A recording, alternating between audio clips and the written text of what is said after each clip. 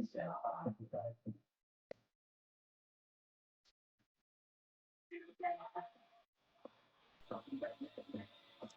up, Jamie?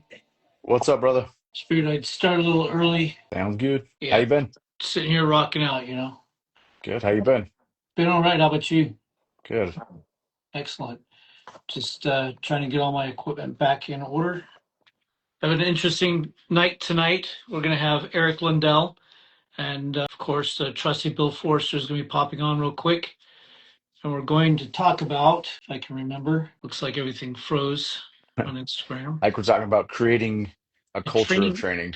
yeah, creating a training culture. And Bill Forster has a lot of experience with Eric Lundell.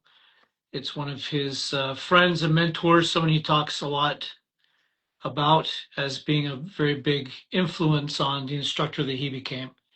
So it's we're excited about having him on. I started a little early because I was going to talk about V development groups, ratchet, tourniquet. Have you seen one of these before? Yeah. I don't have a lot of experience with these things. Back in my day, when we needed tourniquets, we'd pick up the local snake or take our belt off and wind around people's limbs. But we just, yeah. So he's a good friend of mine. He's done a lot for me in the book, and he sent me this tourniquet as a gift and this dandy little T-shirt. So I've been playing with it, and it's actually pretty cool. It's I store it like this, where I have it all folded up. It's easy to pull out the rest of it as a handy leather nylon thing to act as a pole. But then when you get it all cinched up and super tight, it has a ratchet where you essentially, instead of Tighten it. windlass, yeah. So I've tested it on my kids. They make a child version also, which my daughter needs because she's 5'0" and 95 pounds. Actually, she gained a pound. She's 96 now. Nice. Yeah, and so they make a child's version, but then if you need to release it, there's this little white thing right here where you pull it and it just completely unzips. So I've played with TQs, and it seems like this has been a lot faster. Have you ever applied tourniquets? Okay, Yeah. Just the regular cat tourniquets. regular cat. That's the windlass, right? Yeah. The only time I ever applied a tourniquet, I had to use a true story. I had to use a strip of cloth torn off of a curtain next to a guy who had put his fist through plate glass window and cut his bicep. Bodybuilder cut his bicep clean in half. And In just World War II? no, No, no. Korean. No, Okay. no. It's just that I've actually gotten involved in more crap not being a cop than I ever did being a cop. And I was just at a buddy's house for a party. We heard screaming. Went down the street, and they're having problems getting in. Went down the street, and this guy was leaning against the car. His brother was like trying to make a tourniquet out of like a piece of cloth that was like 3 inches wide. The dude was spurting arterial, cut the brachius, I think it is. Cut it, and I'd only known what it was because I'd been working in a mortuary. And so I saw that, and I grabbed it, pinched it, stuffed, packed the wound, made a tourniquet, cut off the, stop the bleeding, all that. So they didn't have these nifty, newfangled gadgets that y'all youngins get to use out in the field. That's awesome. So What's up, yeah. guys? How's it going? Hello, Eric Lundell. Hello, Bill Forster. Appreciate y'all jumping on tonight. And we introduced you a little bit, Bill, but since this is your mentor and your buddy, why don't you do the introduction? Yeah, so this is Eric Lundell. I'll let him go on a little bit in a second. But when I went to the PD, my first PD, he was my FTO. He's the one that got me started training jujitsu. He's the one that got me started teaching and everything with that. So like all of my stuff, teaching wise, started in roots with him. So I'll start with that. I'll let him go from there. All right. Good evening, everyone. Eric Lundell, retired police officer, 20 years, same PD that Bill started with. In that time, also did 8 years Army National Guard, infantry deployment. And now I'm a history teacher, which is much more enjoyable job than the last probably 5 years of being a cop. But Yeah. I teach World Wars, the first semester, and then the second semester I kind of go into Cold War, like all that kind of stuff. It's pretty fun. Get the students engaged, which is a good thing. And then on the training side, we'll get into. I guess we kind of got to do a little bit of a history lesson for my time at the PD to really get an idea of how we created the culture or tried to change the culture of training and law enforcement. We can get into that, but jiu-jitsu and judo black belt, that's kind of it. Awesome. Yeah, I didn't realize that was your area of interest in history. You and I could probably talk for hours. I have a big interest in World War II, especially Cold War. I Yeah. joined, so when I went in the military, I was planning on fighting Soviets. So it's, yeah. Matter of fact, I was in Berlin, and that's the only thing I was not able to do is go see the Berlin Wall. So you I can thought you get were to going to see say it. fight Soviets. Yeah. Well, yeah, I would have been fine with that. They're actually preparing for it right now. We call them Russians, but we all know they're actually Soviets Yeah. trying to rebuild the. One thing, My, go Eric's a ahead. little Eric's a little modest on it, so I'll fluff it up a little bit. But All right. he doesn't work at like some rinky dink like elementary school teaching kids. Like he works at like a prestigious like private all boys institution. I don't know if he wants to disclose where it is, but it's not like it's like top 10 type stuff. So it's not small time school. So yeah. I don't know if you really want to go online and claiming to be a fluffer, though. With schools, yeah. Yeah. Terminology, phrasing. Yeah. Yeah. Yeah. So you How do you want go to ahead. start? I'm sorry. Flounder. Who's Jamie? The other Jamie is calling someone Oh, flounder. Daravan. Daravan's calling me flounder. I don't see the comments right now, but yeah. Oh, you're Long not story missing behind anything. that. Daravan's calling me flounder right now. Yeah. So yeah, so Bill has dropped your name a lot in conversations that we've had in other in other Instagram lives we've done. When we were talking about leadership, he refers to you pretty often when he talks about creating a culture of change and creating, really finding people who lead without rank, that kind of stuff. Your name is the one that comes up a lot, and so he clearly respects you a lot. And Bill is not one to be effusive about many, as we've learned, but he it's almost like you're a second father, maybe first father. I don't know. We're not going It's to go into that possible. question. Yeah. Not at all. Yeah. So we're really interested in hearing about what you did for your agency that created someone like Bill. Yeah. So I started in 2003, and I know Bill maybe doesn't mention it and stuff, but every police department in Connecticut was under the state program. And I didn't know what I didn't know, right?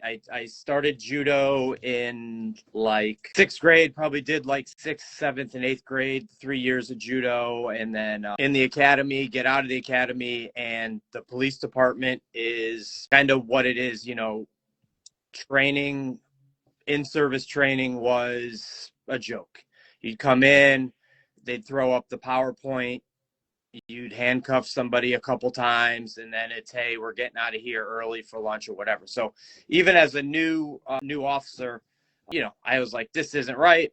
So then I showed interest in wanting to become involved with the training program. Our training officer was a guy who did karate, and he was one of the original people to take the state program. It's called lockup. I don't have anything to do with with law enforcement anymore, so nobody's coming after me, but it's called lockup.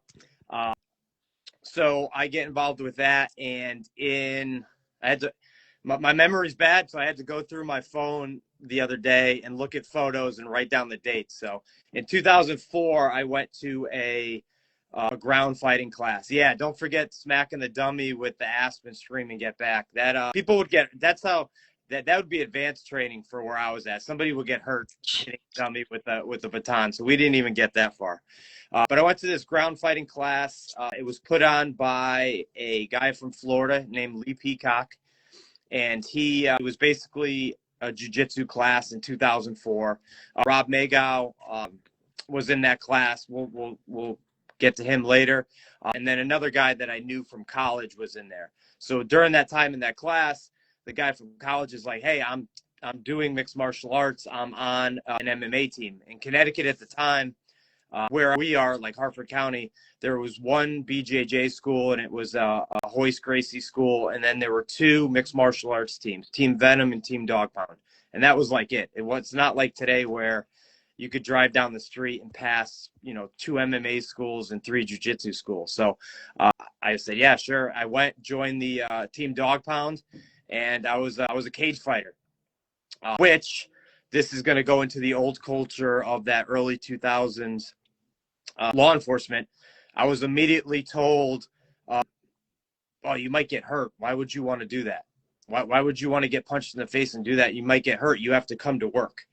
And my mind, early adapter is, yeah, but the better I get at this, the better I'll be able to show everyone here, and then obviously myself. But it wasn't looked at it like that.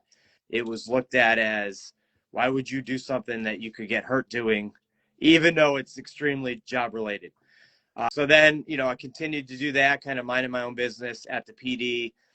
Nobody was interested. So we have a PD of roughly about 40 people. There was not one other person training any martial art. A few of them were working out in the gym, which had a giant Arnold Schwarzenegger type era universal machine with the stations, like in a middle school, that you would go around and do that. That was the extent of our PD. So I had a professional MMA fight in 2004, 2005, and I got illegally kneed, split my head open, looked like a regular MMA fight, all bruised up. My current boss here at the school I work at was my immediate supervisor at the PD. And he's like, oh, man, he's like, wear a winter hat. It was in December, which was good. He's like, wear a winter hat, cover up those stitches, and just stay out of the building. Go on the road. Don't even come to roll call. I'll check you in, go on the road and go. Typical of our PD, probably every PD, a lot of gossip. And the chief found out. So he calls me into the office and he goes, hey, what are you doing? Why are you being a cage fighter? Like it was a terrible, term, like almost like being a gangster or something.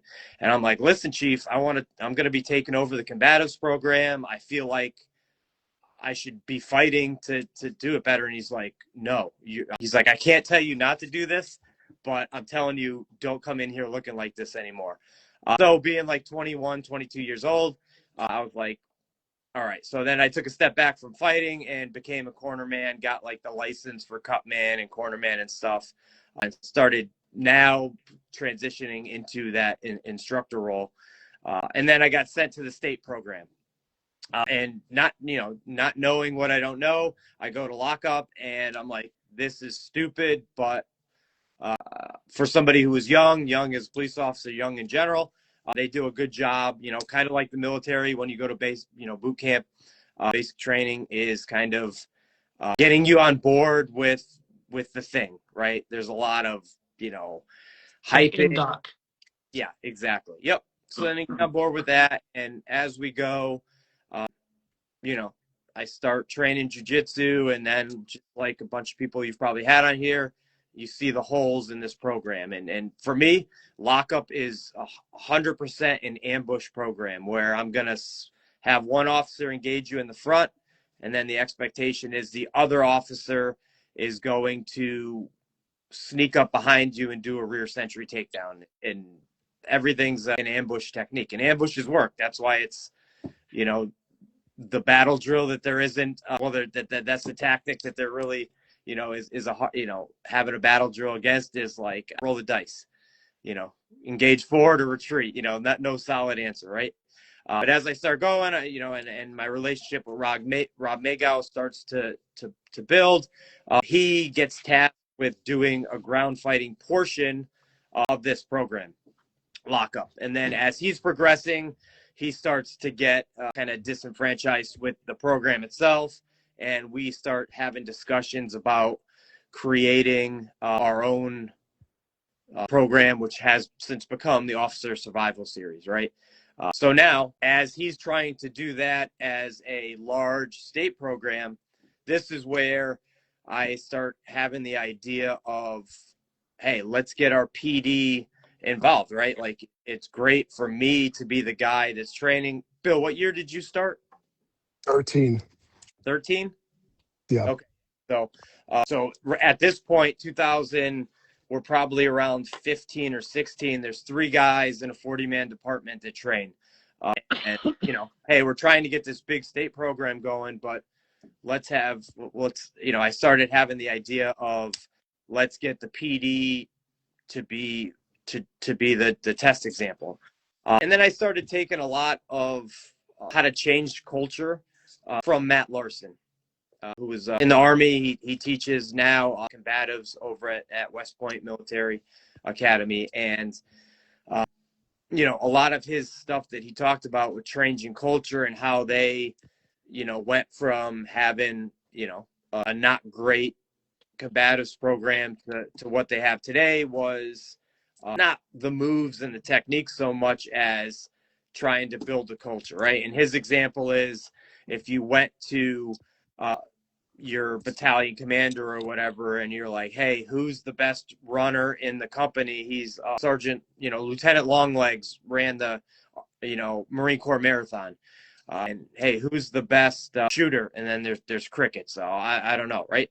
And they had to change that culture. Well, it's the same at the police department, right? I think there's agreement. If you had your chief and you go, hey, chief or lieutenant, who had the most car stops last year? They're saying, hey, Officer Smith had 982. Who wrote the most tickets? Well, Officer, Jones wrote 5,000. Who had the most DUI arrests? Officer Smith had 45. But then you're like, who's the best shot? Who's the highest rank? Who trains all the time? They're like, maybe they know, but they, not in that order. Or the answer is none of them, right? So there was this need for us to change the culture at the PD. So my idea was, it was a 2-shot method, right? I think you kind of need to have both. We had a police department where we had a couple senior sergeants who, for lack of a better term, a lot of times prison analogies are like the best thing. They were the shot callers at the PD. Bill was an early victim of these guys because Bill has an innovative mind, right? So Bill would come in and do something that we haven't always done, and they would just, can I swear on this or no? Would we get demonetized? You're good. Just You're good. yeah. They would just shit on Bill like bad because he set up his gun. I remember the day you set up your gun, but I'm not going to tell him how you did it because it That was won't funny. But he That's said a good story. differently than everyone else. Everyone else just did their belt how everyone else did it. All right, so Bill comes out one day and they roasted him about it, and it wasn't like why. Getting, as a leader, you mentioned leadership stuff. The leaders need to tell the subordinates the why. This is our mission, and here's the why to do it, or else you're going to have some sort of either disagreement or misunderstanding or whatever. They didn't tell them the why of doing it because they didn't have a why. They just said, that's not how everyone else in the room's doing it, Bill. Go back in the locker room and change. So we have these 2 shot callers. And my plan, and this is, again, from Matt Larson, is I got to get these 2 guys on board to train. If I can get those 2 guys on board to train and somebody from the administration, I can make this program go department-wide. The administration was the first one I got because our lieutenant, I got him into jiu-jitsu. He was a college athlete, soccer player, and I worked on him for a couple days, and I got him to jiu-jitsu class, and it was that competitive thing that he was missing from college. So I got him. He's in the slot. I have my administrator. He's at the time, let me look at my dates. He's probably like the 2nd or 3rd in charge at PD, but high enough that if he gets on board with it, he can sway the administrators to say, hey, let's allow them to do X, Y, and Z. So I get him training, and he becomes a consistent, like 6 a.m. jiu-jitsu guy. And we could talk about later on, there's this thing about jiu-jitsu isn't the end-all be-all for law enforcement stuff. I probably have a different opinion on that than some. I think it is. But we can get to there. So he's on board. I have my administrator. So now my next thing is I got to get these 2 shot callers, because if they don't buy into at least trying the program, none of the younger officers who, follow them around like puppy dogs, it's not going to go. At this time now, so now we're probably in around 2019, 2020, we have, shockingly, all 5 of us that are on the SWAT team are trained in jiu-jitsu. So then it became a patrol officer versus SWAT thing, which we've all had, right? You SWAT guys, derogatory terms, love each other, all that kind of stuff. And jiu-jitsu is just another example for them to do it. So we had this next barrier to go against is, it's just the SWAT guys doing it. And, so the SWAT guys were always the guys that could shoot. So shooting became stupid at the PD because it was a SWAT thing. SWAT guys were always the guys that ran training. So training was dumb at the PD. And then finally now jiu-jitsu or combatives was dumb because all the SWAT guys are doing it. So now 40-person PD, we have about 7 guys doing it. And I'm going to kind of throw out this thing called the law of diffusion of innovation in a minute and talk about that. But we are at the tipping point of that. So I go to these 2 shot callers, and I have to put a lot more effort than I needed to, but I got them to join the class. So we did a week-long class in probably the fall of 2020. And once I got those 2 in, I got the remainder of the kind of mid-term police officers, the 3 to 10-year guys. I got them on board to take the course, right? So now we have the course, and we're trying to change the culture. So have you guys heard of the law of diffusion of innovation before? No. No. All right. So here we go. This is it right here. It's kind of a business adoption, selling stuff thing, but it makes sense, right? So you have your innovators, which are on this side right here. So this is all of us. Yeah, I've seen Yeah, that. I've seen this. Yeah, this is all of us, right? We want to train. We're going to spend money to go to our own training courses. We're here. Over here, you have that group at the PD who are calorie dense, always injured. You're never going to get them to do anything. So you almost want to just swipe this off. So then you have this group in here, and at about 15 to 18% is the tipping point. Once you can get about 18% on board with what you want to do, you're going to tip and go. So at this time, we have the program, and I got the SWAT guys on board, plus 1 or 2 guys that are doing jiu-jitsu now. We're at, for a 40-person department, we're at that 18% tipping point. So now what we do is we start having the class, and the big thing with this is ego, right?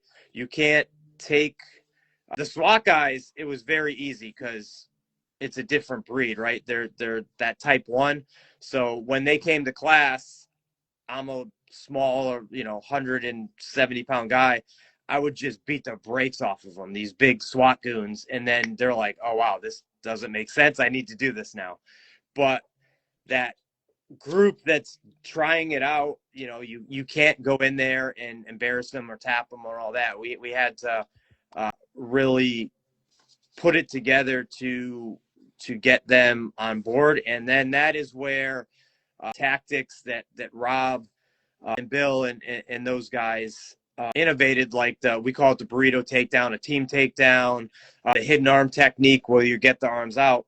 If you can show those 2 type of moves, early on. For me, if it's a jiu-jitsu class and somebody comes in, you show them trap and roll from out.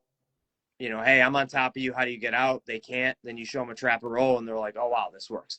Same thing with the law enforcement stuff. You got to give them stuff that works. You can't really put them under the pressure testing until you're going to scare them away. So once we got that going and everyone went to the initial class, now you have to continue the training. And one thing that Matt Larson talked about that happened in the Army that we were, luckily through his experience I was aware of, is you can't allow it to turn into a jiu-jitsu club, because then it kind of loses. You're going to lose people. You're going to lose the people who are only doing it because of the job, and you're just going to get, back to our chart. You're just going to get this group to be in there who is already going to be in there anyway. We have to focus on that. So it doesn't mean that 3/4 of the class isn't going to be jiu-jitsu, but you got to take that first 15 minutes of the class, that first quarter of the class, and go over specific law enforcement combative stuff to keep the people in there that are really only doing it because it's job related. Hopefully you turn them into enthusiasts at some point, but if you don't, you'll keep them in there by having it be basically for them to allow themselves to think that they're doing it for work, right? And that's where we're at. And by the time I left, so I left in May of 2023 was my last day of, we called it the Avon PD, like combative team or whatever. We had promoted, let me count here, 1, 2, 3, 4, like 5 or 6 guys to blue belt, which is pretty good. And we had at times of a 40-person PD, we had probably everybody but this group right here training once a week. So we had it in our contract, not in our contract, but we had an agreement that you could do it on duty. So if you were, if there were over on the shift, you could either come to the mat room we had at work, or you could go to the local jiu-jitsu school and enroll on duty. We had it where we would generally run the class at work at 3:00. So if you were the day shift, you could leave work and come for an hour on the clock. And then if you were the evening shift and there were enough people, you could just start your shift an hour late. And we had that going for a good amount of time. I think our peak was, like 22 to 23. Bill took it over when I left, and, it was going strong. And then unfortunately, like Matt Larson said, when Bill left, you still have your enthusiasts who train, but it's a grappling club now, which is always something that had to be done. So now you have the same 3 or 4 guys and gal who train, but now the majority of the PD is back to not training at all until it's in service time. So it's something that took time to do. It took me a few years to get it rolling, really. And then once we got it going, it could end like that. I mean, the second Bill left, it was over, and it turned into a club. But it's those two things: is getting your buy-in from your shot callers in patrol, and then having an administrator. If you have one or the other, it's not going to work. If the admin wants you to do it, but the shot callers don't, then it's something stupid that up front wants. If you have everyone in the back that wants to do it, but the admin's not on board, it's never going to happen, right? So it's a thing where you have to identify those two groups and figure out a way to get it worked out for us while we were there. Now, not so much. Yeah, it's said a lot of interesting stuff, and I'm parsing through a lot of it. But one of the things that we hear common thread, and it's something I talk about in my book, and what do I do now once you finish the book, the last chapter, is it requires a multi-pronged attack. And we've heard that from Pat, we've heard that from Scott Savage, we've heard that from you.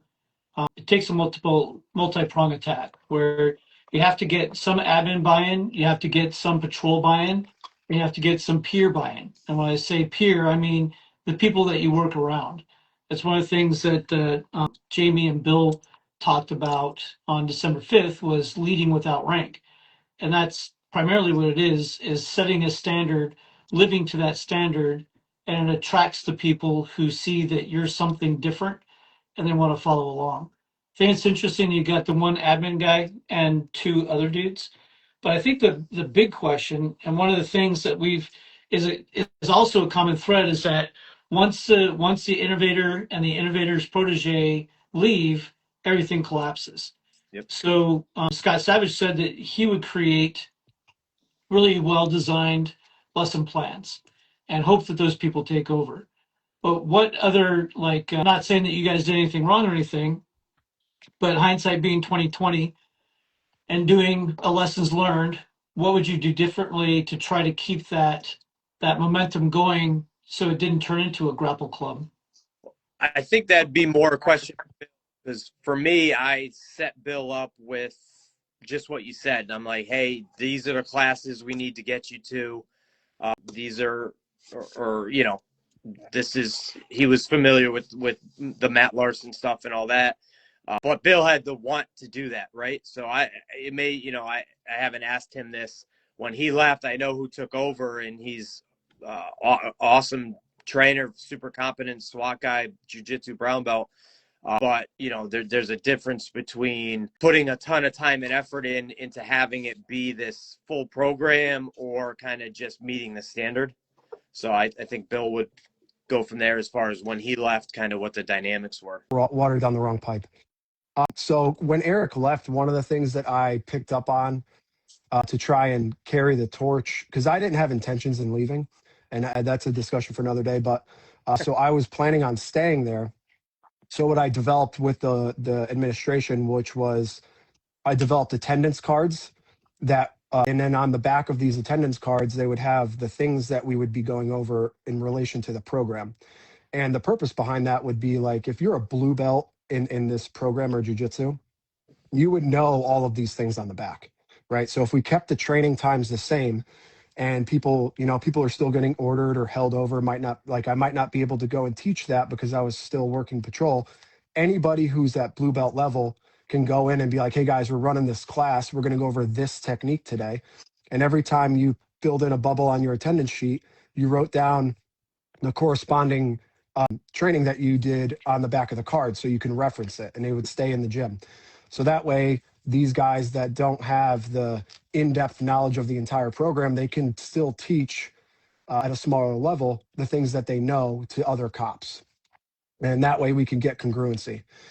So that was one of the things that I did. And then on top of that, I took the cards out of the gym and I put them in the hallway right near the overtime board.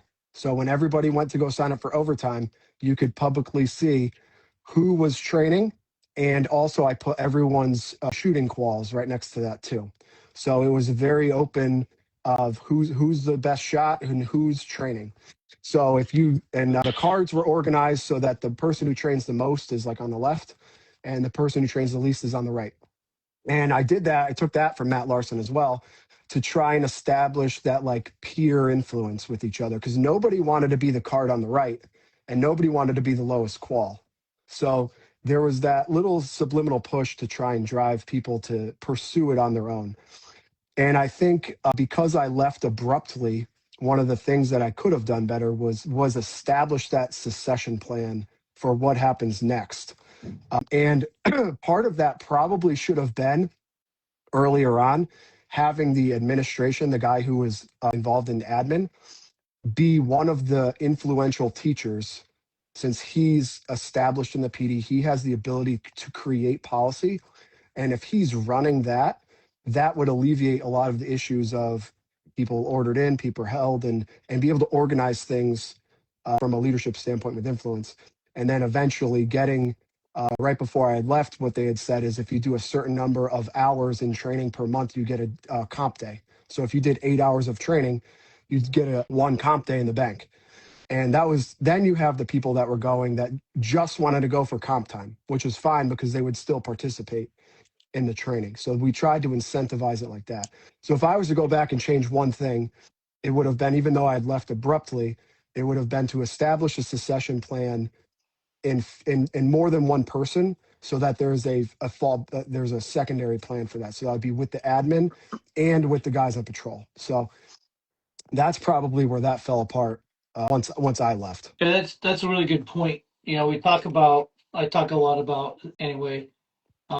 Consistency, continuity creates accountability. And when you were setting up these programs, we don't often we think about what happens after I leave, but maybe part of the problem is we're not thinking about what happens when the third order person leaves.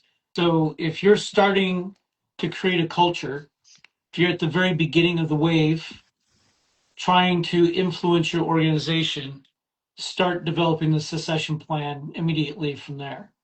And including admin, I like that point that you said, including the admin that is actively participating is part of that. But I think policy also has a big difference. I wonder if you could when you proved that this is something that could effectively change in the organization, how hard would it have been to actually put the whole process and concept of everything into a policy? Because once it becomes a policy, now they are almost mandated to do something about it. So you create this succession planning, create the policy, and it kind of protects the program. Also, you can refer back to it's like, well, we have this policy. Now, granted, they can go back and change the policy, delete the policy, whatever they want when you get somebody in there that doesn't want to be there. But starting the succession planning at the same time that you're starting the wave, I think creates a more stable wave. It becomes more of a tide than it becomes a wave. So is that something that you would have been able to do? That's a good question. We were, like the CALIA, accreditation was huge at our place. So they love policies. I had actually never run across. I mean, we had our use of force policy and stuff like that, but as far as the program itself, that was not something that I even thought of doing. And again, that probably would have helped with it. In my mind, I said I knew Bill was the guy, but was certainly not thinking about who was going to be after Bill or anything like that. That would have been, how would you put it in a policy? That somebody knows how to write one that you give them bullet points and stuff. But no, that would have probably been a great idea, actually. I like that.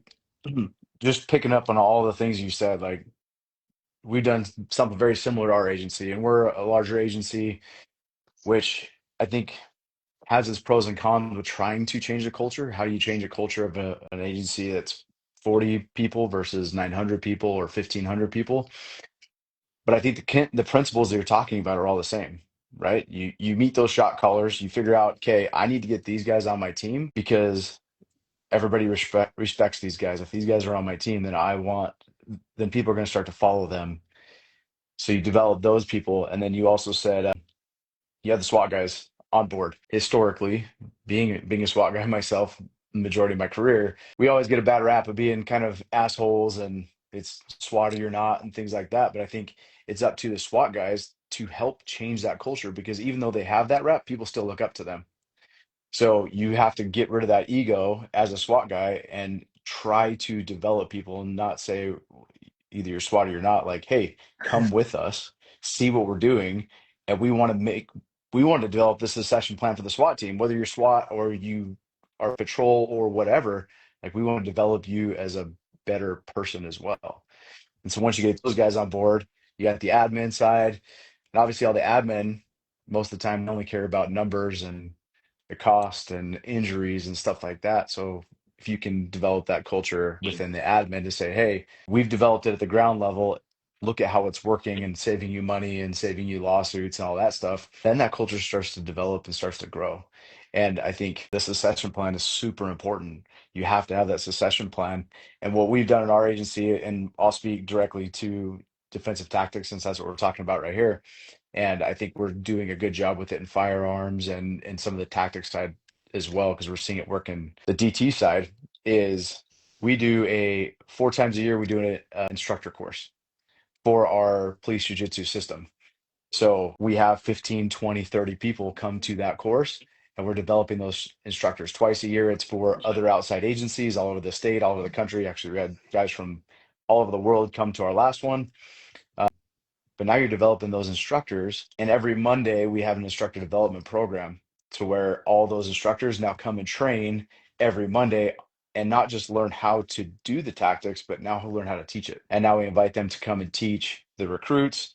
And it was actually really cool. One of the guys that just graduated our instructor course, kind of one of the quiet guys in the course, didn't say much, didn't get involved too much.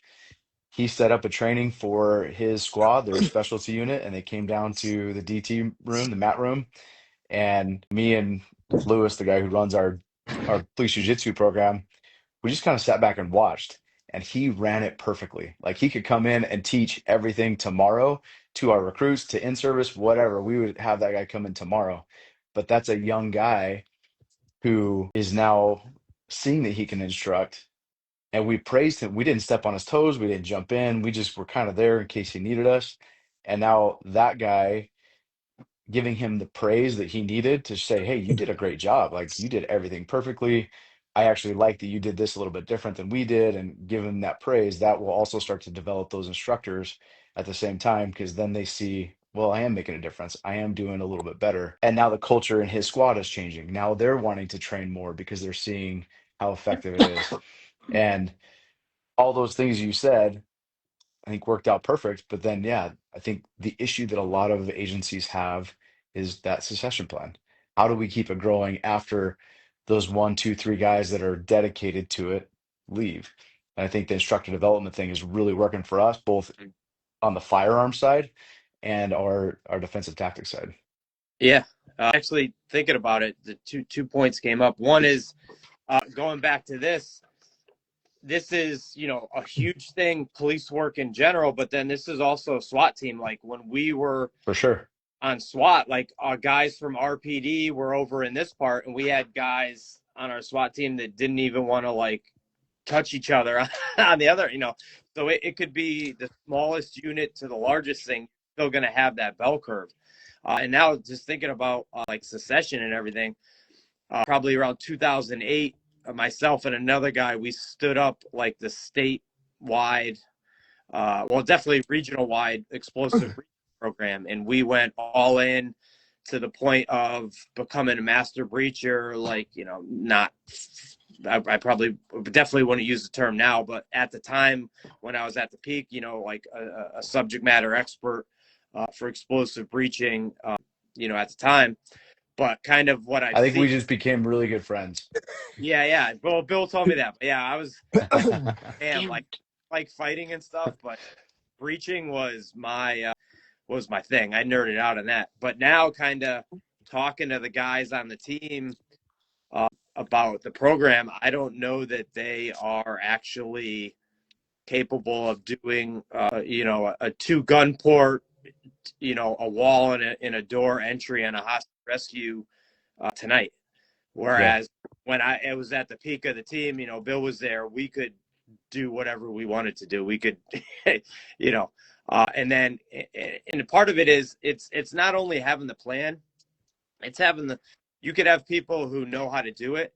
But I think the next step, which just from watching the lives that you have three have done and talking tonight, is there's also that secondary step of motivation, right? Like when I teach, like just tonight, like these are my notes for this podcast, right?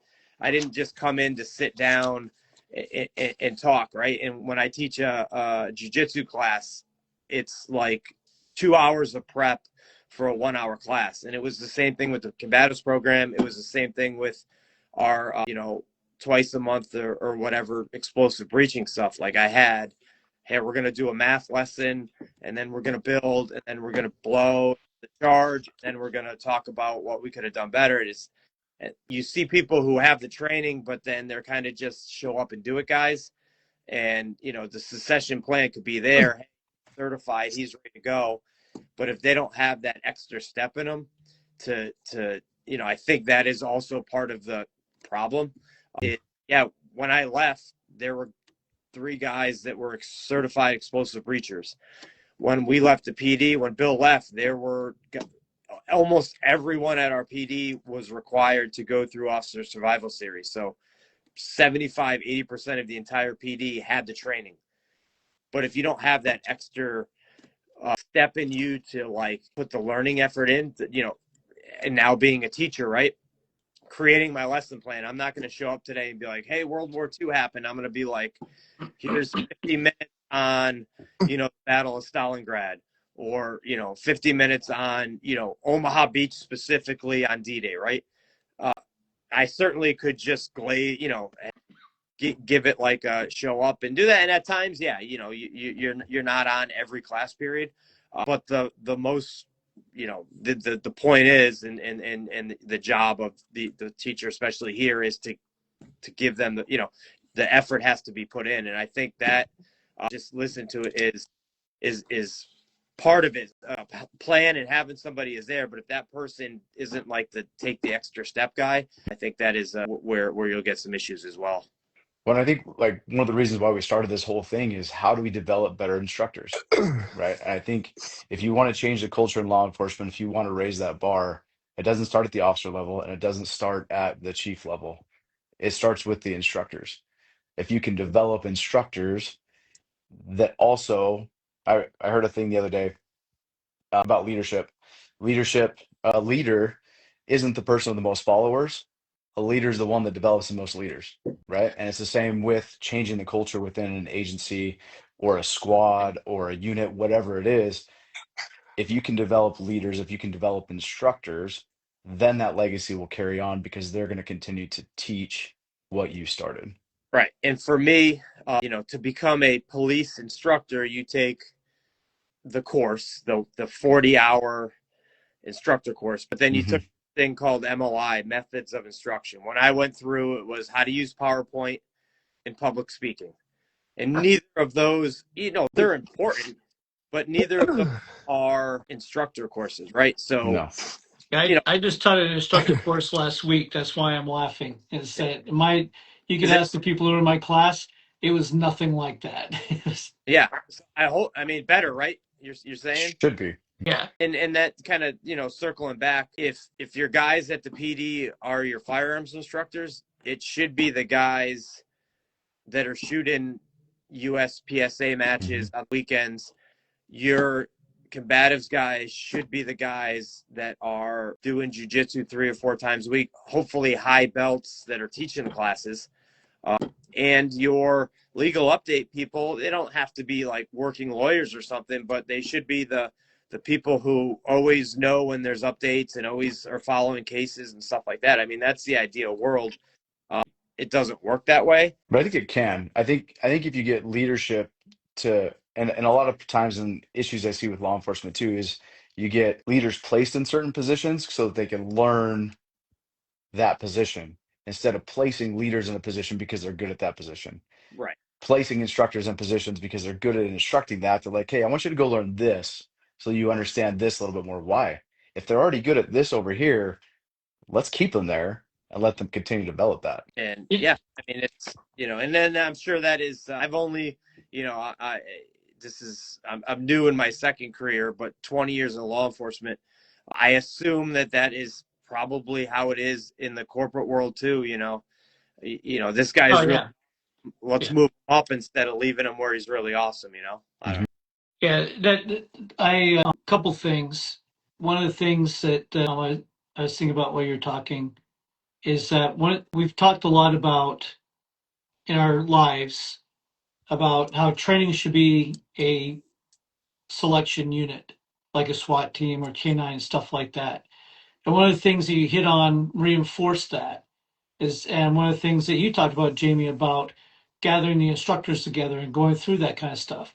In the 10 years that I was in my sheriff's office, there was never a group of instructors who got together to say, what are we going to teach in our agency? There was no agency way of doing something. And that can lead to succession planning too. So one of the things you could do is I really like what Jimmy said about how they get all their defensive tactics instructors together twice a year for a week and go over stuff. And then every Monday you have an instructor hour or whatever. If you create a training team like you created a training team for the combatives. The next step would have been getting all those guys together and putting them through an instructor course so that they're all having a consistent application. Bill, you did that with your cards, which was a great second step. But one of the things I learned when I worked for the military developing training is that when a new instructor came on, they didn't just say, here's the lesson plan, go teach. They had to study that lesson plan and then they had to deliver the content in front of people who had been signed off on it before they were allowed to teach to other people. That way they maintain consistency across all the instructors who are teaching that one course. That can only be done with quality training materials, but y'all were already on that path. And that creates succession planning too, because as new instructors come in and get trained to the same standard as the older instructors, when the older instructors promote up or promote out or retire, you have this pool of dudes who are moving through the pool of people. Everyone regardless of gender or sex is a dude to me. So as they move through the system, you're creating like succession planning by bringing the next excited person in and saying, okay, you want to be a part of this? We see that you're a good instructor. We're going to put you through instructor school, but then we're going to put you through our agency. This is how we do this training instructor school, and develop them as future instructors and give them piecemeal. But you don't have them train anything until they've signed off to the pool of people who are already signed off that they can do it well and they can do it within the 90% calibration rate for what you want. Then you start creating doctrine by having that training team and raising the next group of instructors through your system. You're creating that succession plan with your quality design materials. So it's, I think that in law enforcement we have all the pieces, but we don't have anybody who's really putting all the pieces together because every agency is a silo. That's the other reason that we do these lives, is we're trying to break the silos and give people ideas and solutions that they can implement in their own agency, and maybe start reaching out to other agencies and say, what are you guys doing? Can I come participate in your training?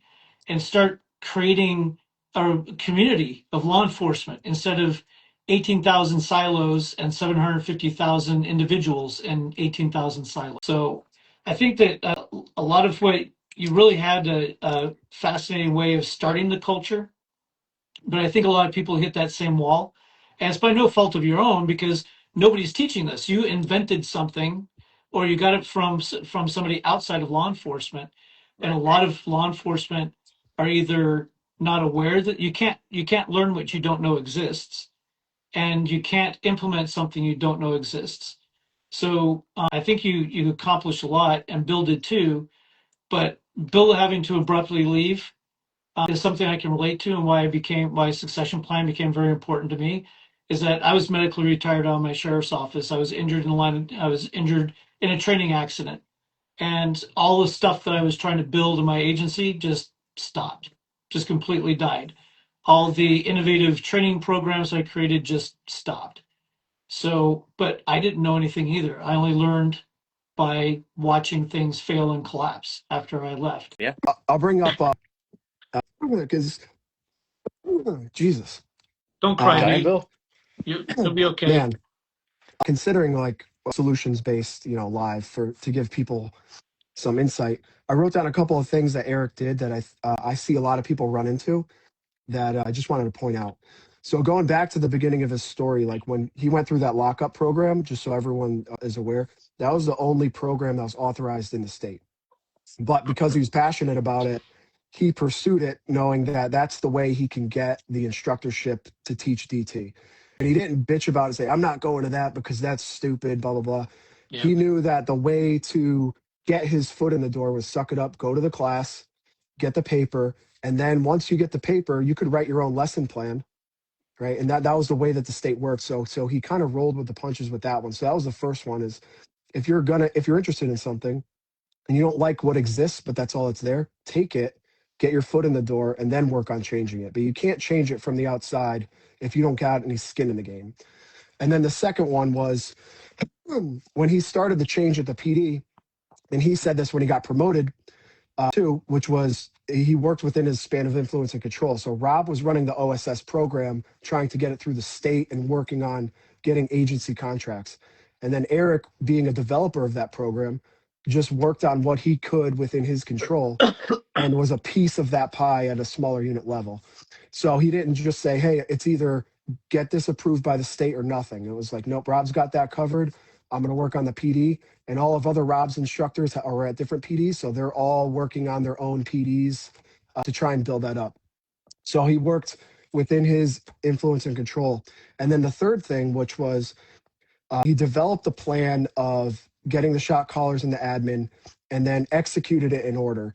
And when he was doing that, one of the things that was super important that I think a lot of people miss is he didn't just go to the chief and the lieutenant and be like, this sucks, we need to do this. And what he did was he went to these guys a little bit over time and catered to them on an individual level and showed them what success looks like if we do this, and made it like what's in it for them if we do this, and didn't try and make it a negative sell. He made it a positive sell so that it was very easy for those people to jump on the administrative side. Then when he went to the patrol side, the shot callers, same type of thing. Like, you're not going to go in and tell these guys, hey, you don't know shit, you got to go do this. He approached each person that was influential in a way. It's kind of like the counter intel human type stuff. It's like you approached each source the way that they are going to receive information, which is probably different for each one of those people. So it wasn't a blanket proposal, throw it on their desk type of thing. And then the last thing, which was really the catalyst that helped this forward, was when the program right before Eric started to leave, we started to get body cameras, and then we started to get footage of the things that we were doing in the gym working on the road.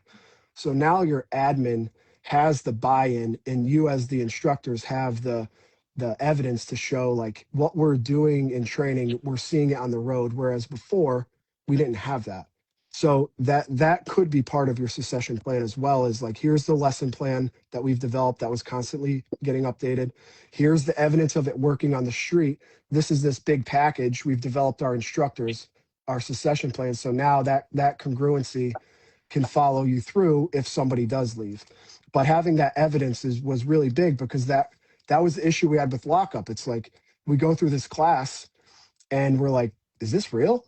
And like, let's look up body camera of it, and you can't find it. And it's, everybody knows in the back of their head, like, and I just don't know if this is a real thing. But now when you're starting to produce those things, especially to people that write checks and write policy, that's the type of stuff that is easy for them to get behind. So I just wrote down those things in order. I thought they were really big. And the last one, which was, one person can make a difference if you put the effort in and you plan it and you do it appropriately. But if you go about it the wrong way, you could burn yourself from the beginning if you come off too hot. Yeah. For sure. Is this shut down at like 8, or do we have time? Because I have one more thought that may take a couple minutes. Give us your thought. All right. So when I started, probably most of you, Bill, coming in, like you said, 2013, it was probably changing a little bit. Is when I started, a cop could never do anything wrong. So in roll call, you're watching the news, newspaper back then. Didn't matter how atrocious or how bad the shooting was. It was never the cop's fault. There were these same shot callers that I ended up using, influencing to start the culture change, were the ones that were always, it was never the cop's fault. And then as we progressed, I mean, and you start getting early body camera footage and stuff, they're justifying these terrible shootings and those kind of things. And you weren't there was the biggest one. You weren't there. So then kind of, well, I'm into this like full in. So I know like Bill and I took Craig Douglas's class in 2017, started met Chad Lyman in 19, started, around this time, we'll call it like 2018 or whatever, before we officially started the program at the PD. But while I was really into it and trying to do this, we had an incident at work where 3 officers got tooled up by this skinny junkie and ended up taking him into custody because he gave up punching them. Not that they did anything good. He just was done, and he allowed them to, So the chief came to me in the admin and said, I want you to review this footage and tell me, what's going on. And man, I almost got chased out of town with torches and pitchforks at the PD because I was against patrol. Bill, if you remember, the situation. Just for me saying, yeah, this officer, this supervisor did X, Y, and Z wrong. We could change that. I have the answers to that. Send them to retraining with just me and them. By me saying that they did anything wrong, that part of the PD lost their mind that I wasn't there. That was a great one. You weren't there. You don't know what happened. I'm like, I probably train at this point in time 12 hours a week, just straight combative stuff. I know what happened there, and they did it wrong. And it was this thing where, I went from pretty good standing at the PD to being number one asshole overnight. And then, they were forced to do the retraining, and then getting them in there and showing them what they did wrong, and showing them, more importantly, what to do. Then they went back to those other people, the ones that weren't involved but were bitching the most, and said, hey, no, if we did what he just showed us, it would have turned out entirely different. And then, and now we're getting around that time where I'm starting to pull in those two shot callers because they were the two loudest about that event. And me talking to the admin, saying that anything police did could be wrong. Starting to pull them into the training with the admin who were at this point were on board with it. But yeah, like Bill said, you could go, being somebody who points out that, yeah, they were wrong when everyone, at the time thought they could do no wrong. And there are some big time cases that changed policing, if you know what I mean, in the late teens, 2018, 19, 20 time, where they were sitting there being like, oh no, that cop did nothing wrong. And I'm like, you're crazy. But Bill lived that too. So I think that's a huge thing within law and change a culture shift that needs to happen in all of law enforcement is we yeah, do need to hold each other accountable. We need to be able to say, no, you screwed that up.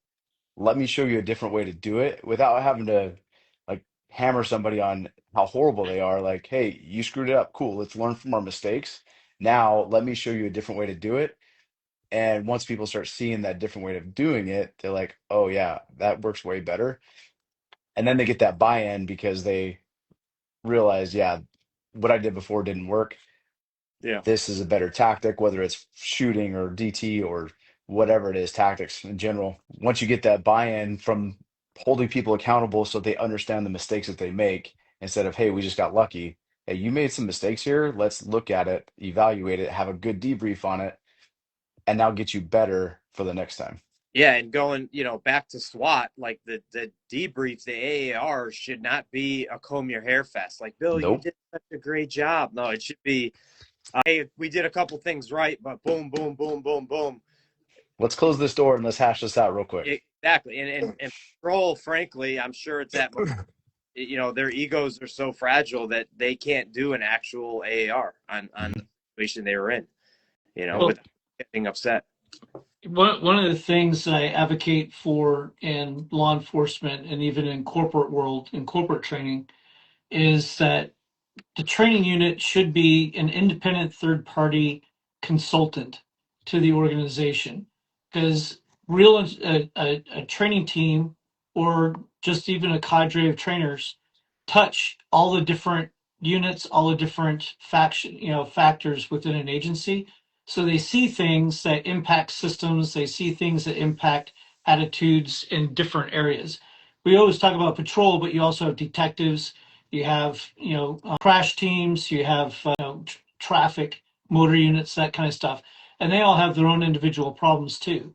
But if we can't get away from, like you said, never criticize law enforcement, we don't have to even look at situations or crises with an idea of there's something to fix. I think one of the biggest things that we miss is that we need to be able to adapt or even furthermore adopt a mindset of we can review and we can learn without criticizing. There's the cop who was killed in Florida a couple months ago, and the chief came out and said there will be no speculation, there will be no conversation about this person being killed. There's nothing he could have done. And I think that having an attitude like that, well, I understand where it comes from emotionally. The guy was ambushed as he was getting out of his car. There's really not a lot he could have done, but we don't know that. And it's all been shut down. We need to be able to objectively review any kind of situation or scenario whether there's a question or not. Even if it's successful, let us review it and find out, was it successful because it was luck or because they did something very well? And if they did something very well, is it something that would apply to other generalized areas that we can start adopting? We need to get away from this idea that we're only out to fix problems and we're only out to find problems. We're not out to find problems, we're out to learn. We can learn good stuff just as much as we can learn bad stuff. And having this culture of never speak ill of another officer, never speak ill of the dead, never speak ill of the injured, just means that we're continuing to fly blind on all of our stuff. And another thing that you had said that ties in with this a bit is this idea of we can't do things because people might get hurt. I went and I saw my cardiologist when I was still in Arizona, and I was telling him I don't stretch before I run, before I exercise. He goes, why is that? And I said, because I'm not going to have the chance to stretch or exercise before I get in a fight or I have to run to go do something. So I want to, I train as I train as I fight. And he's like, well, if you do all the stretching and stuff and you prepare yourself as you're training, you're less likely to get injured when you have to actually do it. Do you want to get injured training or do you want to get injured when it matters? And I think that that's a really good attitude, is that I would rather have people get injured. I'd rather have people do something wrong and find out it's the wrong way in training before they do it wrong, get injured, and expose themselves as vulnerable and get taken out, or even worse, injured, or somebody gets away and injures somebody else. So this idea of we can't train because it's going to hurt people. Well, people are getting hurt all the time already, but they're getting hurt in the middle of things that matter. I'd rather people get slightly injured in training than get horribly injured or retired when it matters. Yeah, and that's also, talking from my experience, that is also an ignorance level on the people saying that, right? Because they'll say, oh, he's on. I heard this a million times, and I guarantee you they said it to Bill. You're on FTO. Don't go start training now. Wait till you're off FTO, or wait till you're on probation, because you can't get hurt or anything in your first year. So they would rather you not train at all. But if it's like, hey, I'm going to go play pickup basketball or soccer, they'd be like, oh, that's totally fine. Yeah. And there's way more knee injuries and stuff like that and those type of things than training combatives for the job that you're working. But that was a huge one. No, you don't start training until you're off probation. So don't do anything until you've been, you've done your FTO, and then a year after that, then you could start training. Don't worry about that time you go to work, those, however many hundreds of days in that time frame. You could start it later. And that's like the best time, because that's when you're planting seeds in a fertile mind and you start developing that discipline and that interest and excitement of like, this is what law enforcement can be, rather than build that fear of like, am I able to fight the way I need to fight, that kind of stuff. And the FTOs should be the ones taking them to training. Yeah. So what we did is when Bill and I were at the peak of our program, we got the recruit the day after they graduated the academy for a week, 40 hours before they started FTO, and we ran them through our combatives program. That's awesome. Bill took them to the range, show them how to actually shoot and not do, static, flat range stuff. And so when we were at the culmination, the peak of our program, we got them, like you said, when they were, ready to learn, the sponge ready to soak it in. And we had them for 40 hours before they even, did one shift on FTO. And that was, the pinnacle of where we're at. I probably assume they don't do that anymore, Bill. No. Nope. One thing that I forgot to mention, that is, if folks are doing this and they have that buy-in from the admin, one huge thing that we were able to do, it might have been right after Eric left, but it was, as long as once we got the program established and now there was like that class going on and everything was running smoothly, the admin agreed that was, as long as you were adhering to the program during that training time, if you got injured, you were covered under workman's comp. So we were able to take away that excuse from people of like, oh, I don't want to get hurt. Well, now it's not getting hurt in an extracurricular activity. You're getting hurt doing training for the job. That was a huge buy-in for a lot of people to want to go, because a lot of them were scared of, oh, I don't want to get hurt and then be out of work. And now it was, at least you have some coverage for you. If you can vet your program and pitch it to the appropriate people and get them on board, they can. We had a couple of times where we had someone break their arm and broken toe, like just freak accident type stuff. And I remember the admin said the same thing. I'd rather them get hurt in training than get hurt on the road. And they covered them under workman's comp, and then they got healed and they came back, and it was no big deal. So that was a huge thing. And I'm pretty sure Eric planted the seed with that. Well, that was me being over at town hall in the meetings with that side of the town government saying, hey, yes, there's the potential you're going to have to pay this small workman's comp claim, or time off, overtime, or we could have our misuse of use of force lawsuit that's going to be in the millions, right? And luckily I had an example, because our neighboring town was paying out a huge lawsuit on a handcuffing thing that they lost. So I said, hey, we could pay somebody who breaks their toe and they miss 3 weeks of work, that amount of overtime, or this millions of dollars, because that neighboring town doesn't train like at all, state minimum. Yeah. And they were like, oh yeah, that makes sense. But that was many meetings over there about, I don't know, crazy. But yes, so it, like everything, there's, it's, you end up having to have the ability, or you need the ability to be in sales. And I've never worked in commercial sales my life, but when I wanted to get this thing going, you have to, like Bill said, talk to one person one way, talk to the other person this way, and use a little deception, not the negative deception, but playing Sales that sales pitch. sales Yeah. pitch. There you go. Overcoming objections is what they call it There in you go. sales. Okay, Overcoming objections. there you Yeah, go. us cops don't know that stuff. We just Yeah. Well, that's what we're here. Now y'all have that exactly. have that term. Exactly. Well, boys, Awesome. I got to get running, but it's been good. Eric, it's great to meet you. Learned a Yep. lot. I started with a bunch of notes too, but I wrote a bunch more. So learned a lot from you, and hopefully get to talk to you again soon. Yeah, maybe we'll do one on blowing stuff up. I'm down. Be cool. I'm always down.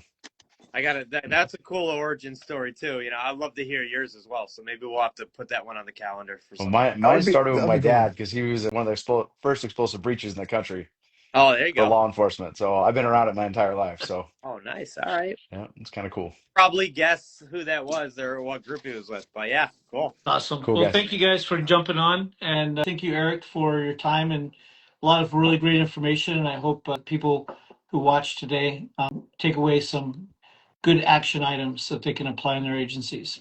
Good to see you, Bill. Good to see you, Jamie. I feel like I'm a little more awake. So Thank you guys. Yeah, it was All good right, see you have talking, a good guys. guys. weekend, y'all. Bye. All Bye. right. Later, guys.